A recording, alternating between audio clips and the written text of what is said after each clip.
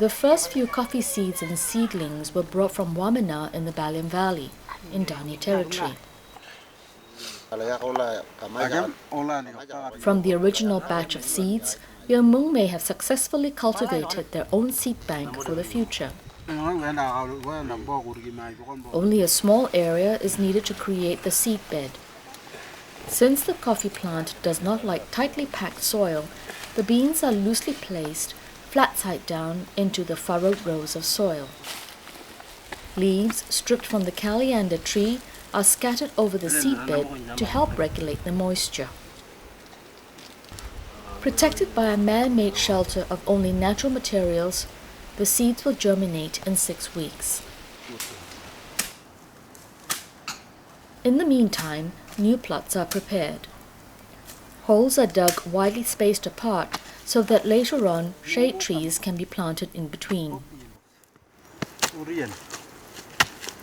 Since the Amungme have never used chemical fertilizers, they have concocted one using organic materials from the plantation. The compost is made from chopped grass, campfire ashes, caliandra leaves, topsoil, and rabbit droppings. This last local ingredient is collected from a rabbit farm in Bianegogom village at the foot of the mountain. The rich compost is then covered up with soil and turned regularly until it has become homogeneous after several months.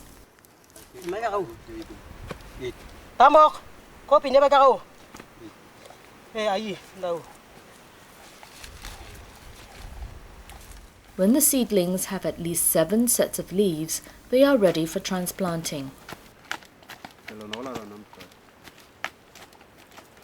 Although the soil is already enriched by the decomposing compost, mulched caliandra leaves are generously scattered around the newly planted seedlings.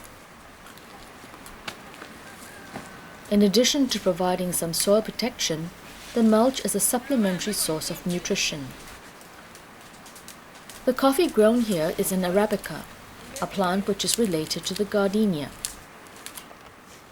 The Arabica is a more delicate species compared to the Robusta, which can grow at lower elevations.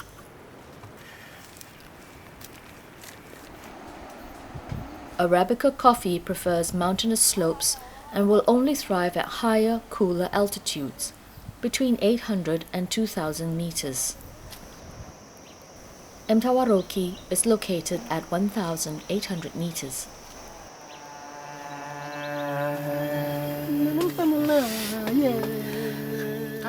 The steepness of the mountains forces heavy moisture-laden clouds to form, shrouding the plantation in a cool mist for the latter half of the day.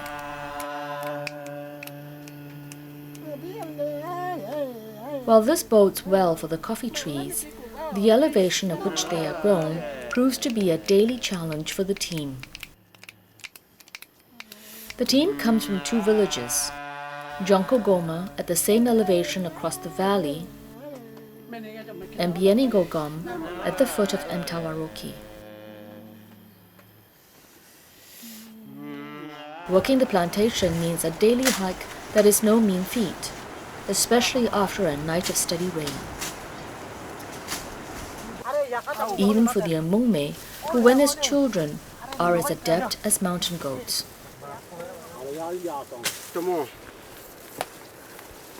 Mtawaroki's terrain is undoubtedly tough. While the normal gradient varies between 45 and 60 degrees in some places, others are literally vertical climbs.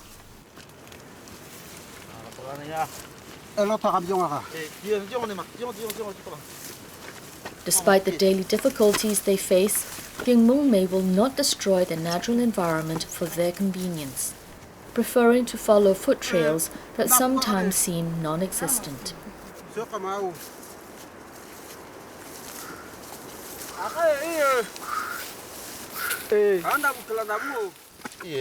The trees are grown in terraces to ensure that the roots do not become waterlogged, which could quickly lead to rot and death. Caring for 2,000 coffee trees means that the cycle of cultivation is rigorous, as each plant has to be individually attended to. Coffee plants like well-drained soil, and great attention is paid to keeping it well aerated. Weeds or plants that may rob the soil of nutrients are painstakingly removed.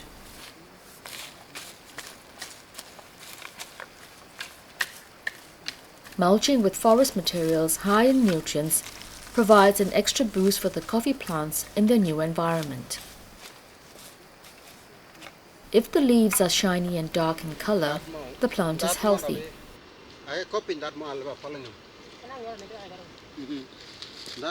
Healthy leaves aren't just important for healthy trees. Unknown to most, the coffee plant has become a major source of oxygen supply.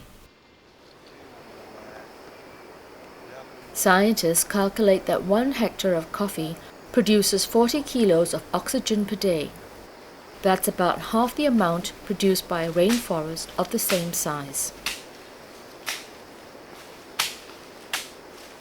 It's not just the coffee trees that require attention. Existing shade trees also have to be tended to.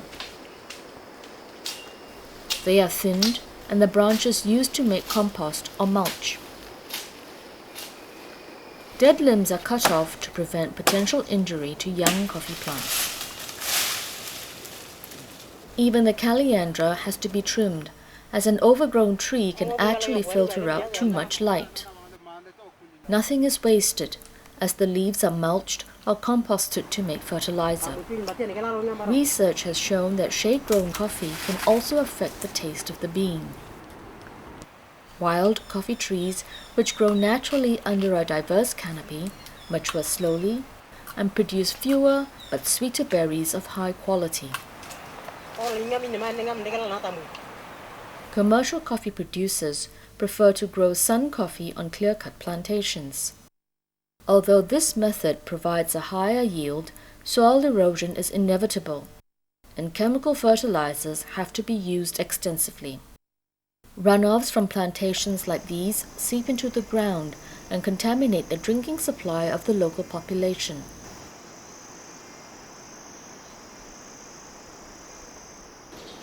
Shade-grown coffee also tend to outlive sun trees, as they prefer higher humidity. So aside from filtering out direct sunlight, shade trees provide shelter from strong winds that speed up evaporation. Thankfully, the Amungme have always known the value of shade trees and are well versed as to which ones actually help enrich the soil. Because of this, the only non-local shade trees added provide another very important function: nitrogen fixing. Caliandra and casuarina seedlings were brought in at the same time as the coffee seeds, as they are excellent nitrogen fixers. Cultivating them is just as important as maintaining a healthy coffee stock. A regular supply of nitrogen and accompanying nutrients keeps the whole coffee tree strong and healthy.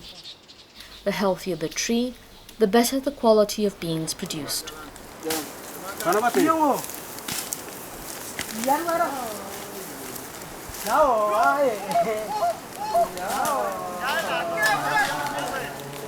Late afternoon and the team begins for home.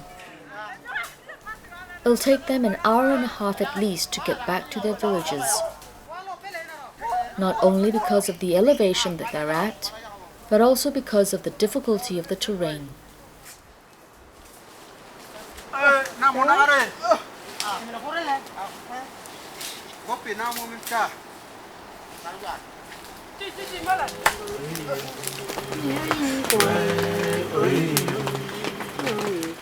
For the nights that the crew decides to camp over, evenings are passed by the fireside.